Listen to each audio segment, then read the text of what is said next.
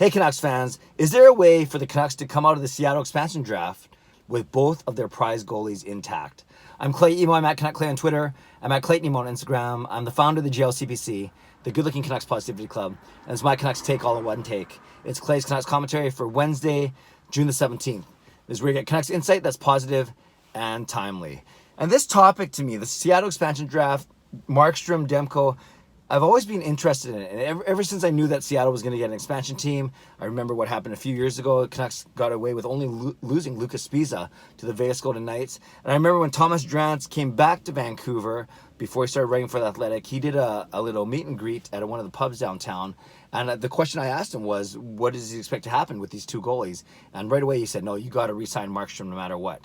Well, fast forward to yesterday, and Thomas Drance did a wonderful article in The Athletic outlining a way that the Canucks could actually keep Markstrom and Demko through the Seattle expansion draft at the end of next season, whenever that is. Now, a quick refresher, each team is allowed to protect either 7-3-1, 7 forwards, 3 D-men, and 1 goalie, or 8 skaters and 1 goalie. And that 8 skaters and 1 goalie option is for teams that want to protect more than 3 defensemen, i.e. a top 4, for instance. Then you can go 4-4-1 as opposed to 7-3-1.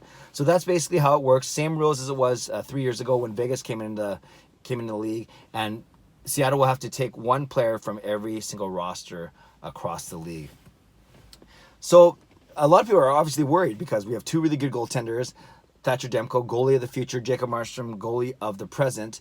And Canucks fans would be sad to have one of them leave the team next year in an expansion draft. And I think a lot of Canucks fans, including myself, have often jumped to the goaltenders and said, oh, that's going to be the one player that Seattle's going to take for sure. But then after reading Thomas Drance's article, and I've thought about this a lot too, and I've actually suggested before that, yes, Demko's a really good goalie, but there are a lot of other teams that are in the same situation that have 2 really good goalies, right? Just think of any team that has that has young goalies that are basically either pushing or trying to unseat the veteran from their spot. And then Drance mentions a few in his article, which I agree with: Pittsburgh, and New York Rangers, and Colorado, and Nashville, to name a few. You could probably put Columbus in there too. So there's a lot of teams that have more than 1 good goaltender.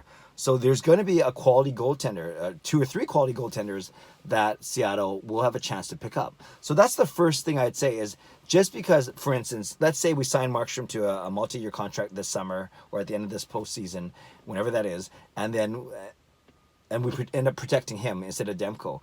There's no guarantee that Seattle will choose Demko. They might see, a great young goalie with cost certainty, not making a lot right now. So yeah, I can see why Demko would be a very attractive pick. But I'd say there are 4, 5, 6 goaltenders in the league that are in that same situation.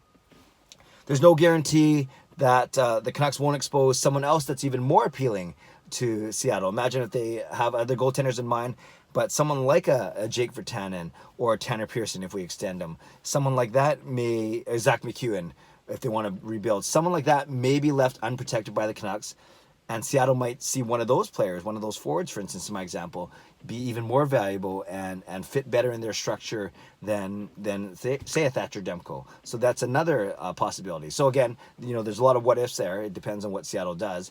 But the biggest one that Drance really lays out is when you re-sign Jacob Markstrom to his new contract over in this offseason, you can structure it in a way where most of the money, or a lot of the money, is paid out in the second year.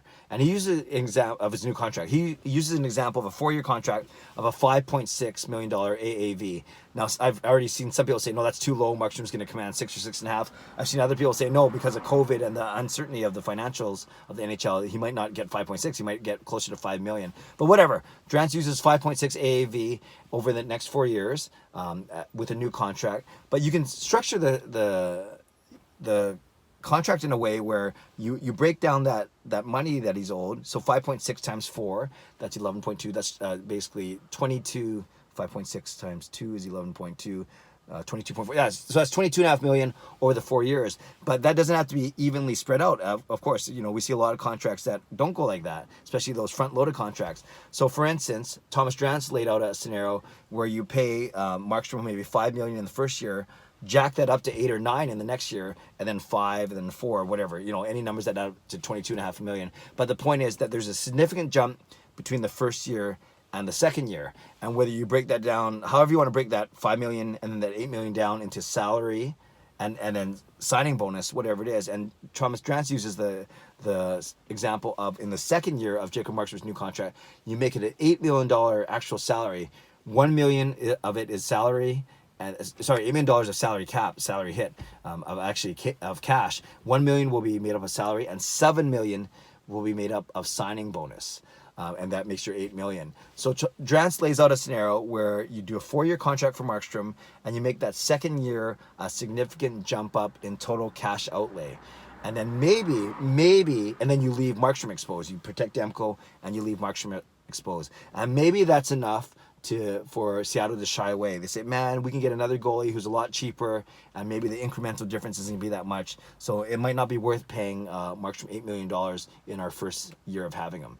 Of course, it might go the other way. Markstrom might be awesome this playoff. It might be awesome next season, and that might be well worth it for Seattle to pay. But you can see what I'm getting at is if you can structure the contract in a way where, like I said, the first year is a whatever number, but then there's a big jump from the first year to the second year, and then you hope that Seattle balks at that, or gives pause at least to signing Markstrom or to picking Markstrom from the Canucks because of that increase in cash outlay, that increase in salary, in that second season. So 3 different scenarios I laid out there. Number 1, that Demko isn't picked because there's other good goalies. Number 2, that Demko isn't picked because there's another attractive Canucks player that Seattle wants. Or number 3, as Thomas Drance pointed out, you make the contract, Markstrom's new contract, prohibitive enough, or you try to make it prohibitive enough where Seattle might not take Markstrom because of that contract. So a few scenarios there. My question to you is, do you think that the Canucks will lose a goaltender in next year's expansion draft? Again, we're still 12, 18 months away from that, perhaps, depending on when next season ends. But we're gonna be talking about this a lot. In every contract, every negotiation that the Canucks do going from here forward, I think you got to keep that Seattle franchise expansion draft in mind, and how your current contracts, the way you're going to sign guys, extend guys, not sign guys, how that's going to affect your ratio, your roster, and the picks, the players that you want to protect when it comes to that expansion draft. So Canucks fans, that's my question to you: is do you see the Canucks losing one of their 2 goaltenders in the expansion draft? If so, who? Or do you think it's realistic that they escape without losing either their 2 goalies because of any of the 3 reasons that I mentioned? Leave a comment below. I love to read, react, and reply. Subscribe if you like to. Like this video if you like to. Enjoy the day. Stay safe. Stay healthy. Take care of yourselves and take care of each other. God bless, and go Canucks go.